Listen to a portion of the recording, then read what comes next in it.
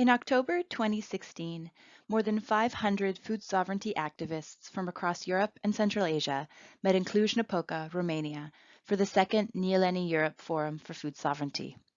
In this short presentation, we summarize questions and insights related to the role of scholar activists in the movement. The Nieleni Forum was not an open meeting. Each country could send delegations made up of different constituencies. A constituency is a group of people who share an identity, like farmers, workers, NGOs, or organized consumers. There were quotas in place to ensure that at least 30% of each delegation was made up of food producers. Another quota ensured at least 30% were youth, and a third quota addressed gender balance. We have shown in earlier research that having these categories and quotas is important for the movement. It helps to bring different groups together while protecting different identities and experiences. It also helps to distribute power and enhance inclusion, as well as mutual accountability. When we were at the Nieleni Forum, we realized that there were a lot of researchers present, even though researchers were not a formal constituency. In total, 10% of forum participants identified as researchers.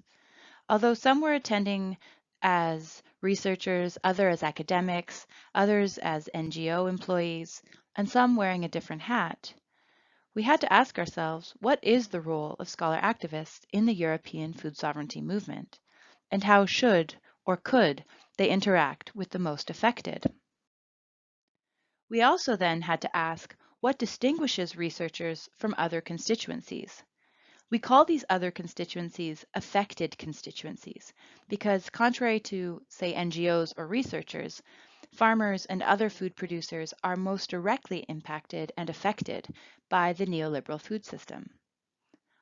So when considering the roles that researchers play in the movement, we see that as scholar activists, we do not have a collective identity.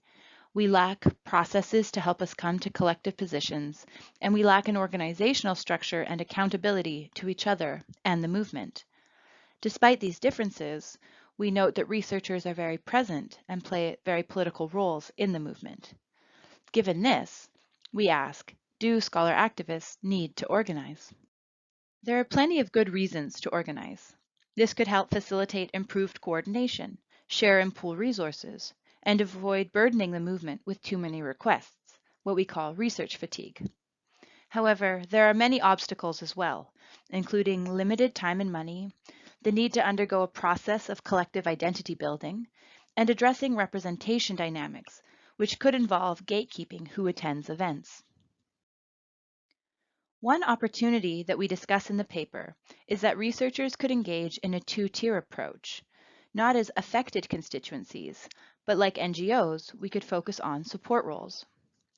This could ensure agendas and priorities are set up by the most affected. But this means researchers would be relegated to support roles, which is not how many scholar activists see themselves in the movement, where they are politically active. This could also reinforce a division in the movement, creating two camps, those affected and those not or less affected, which does not really correspond to how the movement functions in practice. More reflection on how and why we engage as scholar activists is important, and this should be done in dialogue with other movement actors. We explore these questions and others in more detail in this paper that's available for free on the Journal of Peasant Studies website. If you're interested in discussing this more, please get in touch.